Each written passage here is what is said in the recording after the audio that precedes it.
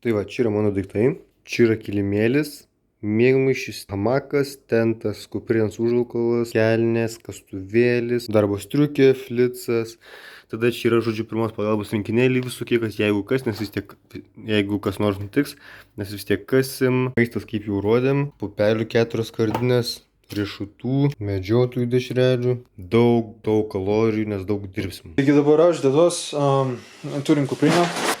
Taip, turėsim va, su kuo valgyt. Jo, reikėtų pirštinių, taip pagalvojau, žinai, nenorėtume, taip, žinai, rankom kas šiek tiek nuliautaus, liktais jo nebus. Nebus. Ugnį uždegti, kas bus.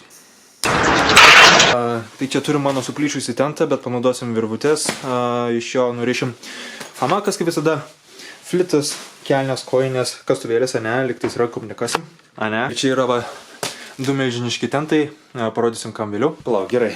Stovas, elektronikos, šviesos. Ota, ar pakrautas? Ne, visai, reikia pakrauti. Bankas. What the fuck? Gerai.